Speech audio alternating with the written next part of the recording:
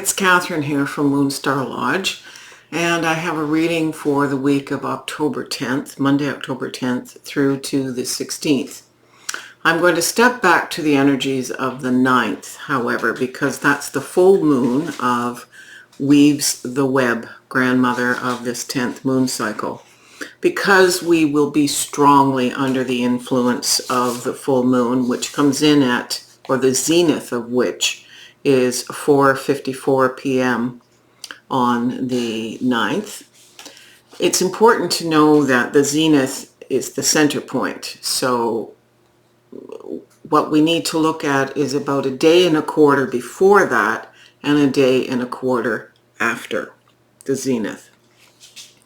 So I haven't really talked about Weaves the Web very much, and I want to just remind you of what it is she is enlightening with her full moon on the 9th as we step into Thanksgiving celebrations.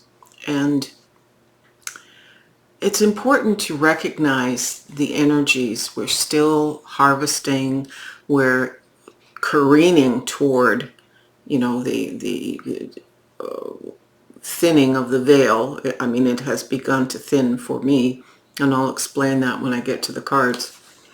But Weaves the Web is the mother of creativity, the muse, the artist, the creatress, the manifester of dreams who brings visions into reality, the guardian of life force who teaches women to give birth to their dreams, the keeper of survival instinct, and the mother of the creative and the destructive. She teaches us how to use our desire to create and bring our dreams into tangible forms, how to tap life force using energy to build, change, or manifest our needs, how to manifest our visions and give them life through our actions and artistic talents, how to create new from old, and how to destroy the limitations to creativity. She teaches us how to work with truth. All right, I'm going to put this aside now.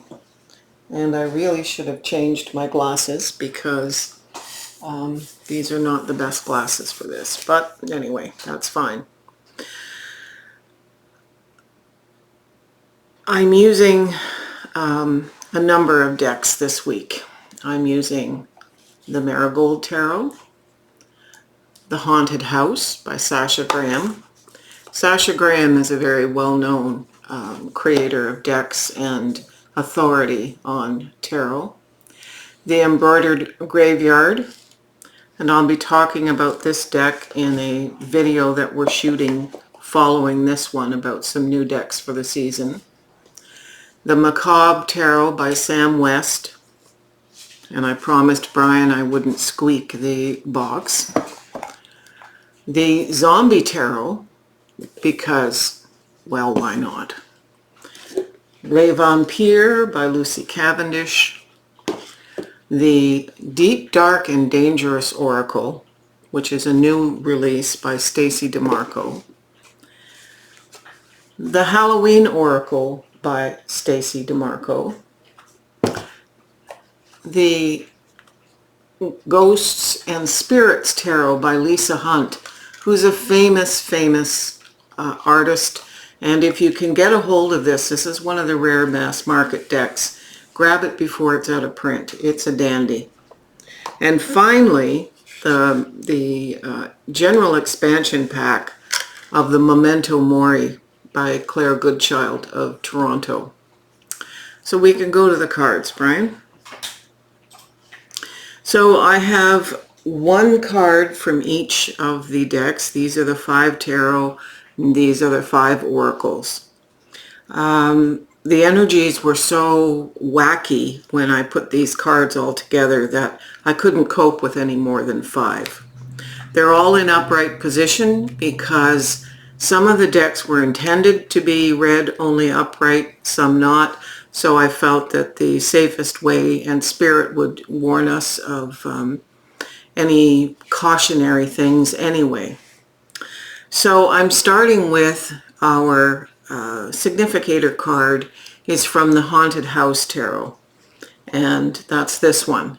The reason I'm using it is it's a lot of fun, it's campy, but the entire tarot deck follows the story of this, our heroine here, and what she encounters through all 78 cards in this haunted house. So she's leading us through this story. So the one of flames, one of candles, one of wands. This is an embarking. It's like the ace, if you will. There's new energy, new spirit. You can see a kind of translucent hand lighting the spark of the divine. That's very significant this week, because as we start on the 10th, we have this full moon energy. We are having the spark lit, the enlightenment of something new, a new passionate creative thing, which falls right in line with Weaves the Web. The significator card is the breath between. So the breath between is something that's referred to when we meditate and we are using breathing techniques. That space between the in-breath and the out-breath is where we are connecting with Source. It can be known as the little death. We are looking to the liminal space. The space between the in-breath and the out-breath is also the point where we cross the veil in shamanism. So our passionate creative stuff is being influenced here very strongly by what's across the veil, between the tonal and the nagual, if you will, from shamanic discussion. This is followed here by the Fool card. So this is the journey, and this man is walking through a graveyard and bringing a wreath, and there's a hand coming out of the soil waving at him, and there's a vulture behind looking for dinner. This is a new journey. This beginning here, this passionate creative spark of the divine being influenced by the all that is, the great mystery, is sending us on a journey. This card, that's a clarifying card, not necessarily of this, I'm bringing them in here, is the Immortal. We had this card last week. This is the consuming family and pressure of peers. So we have to be careful that the external influences of others around us, be it family or co-workers or friends, doesn't dampen this new journey that we're on this week, fostered and supported by Weaves the Web. We have the Rigid. The Rigid is the same thing as the Emperor, or the energy of authority and knowledge and power. So we have power available to us, support from the divine, in order to make sure we don't get pulled off our path here. The clarifier that's above it is the Vampire, which represents hunger. What hunger are we talking about? We are talking about the hunger for this. This is the passion. The hunger for knowledge, the hunger for, hopefully not power, but the hunger for what it's going to take to manifest our connection through the in-breath and the out-breath with Source. We have, again, from a different deck, the Ace of Wands. That's what this would be. So the Ace of Wands here is a new path. Again, it is validating this new journey of spirit. A clarifying card sitting above it, but not necessarily just about this card, is the Winter card. Winter card is the sacredness of pausing. So while this hunger and this energy of the new, this passion here, is wanting to propel us forward. There is always sacredness in stopping and stillness. Now, as I look at this, I ask Spirit, so are we talking about what we're doing this week of October 10th through 16th? Is it not manifesting till winter?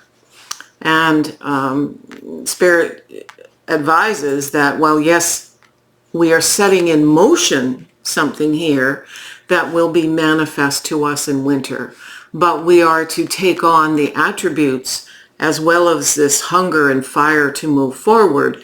We also need to pause.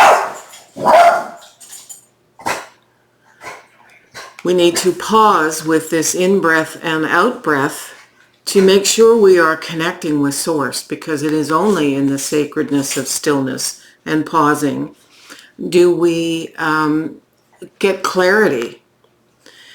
And finally, the ancestors. This is the Marigold Tarot, the Three of Cups. So there's celebration by the 16th.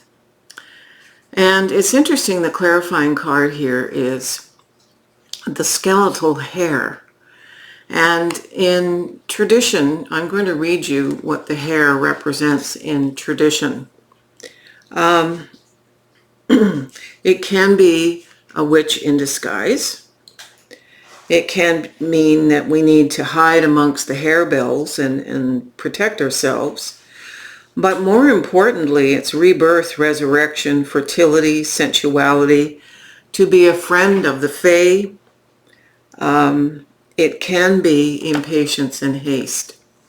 So there's our warning. We can be fertile. We can be using this time with this passion to create this thing that's going to manifest for us in the winter months, presumably after winter solstice. But the caution here is not to be impatient with the push. All right, Brian, you can flip the camera. I'm quite impressed by the spontaneous mixing of these decks, and of course I couldn't help it moving toward Samhain, Halloween, as we are, and the Days of the Dead. That's as much importance to me, because Owagat, which is the Iroquois Day of the Dead, is the 25th of October, and it's the day my Algonquin grandmother passed into spirit. So I see this as the Days of the Dead in terms of the connecting and coming closer, with the veil thinning as it does on Samhain. I wish you well and a safe weekend with your family, and let's connect. Aho.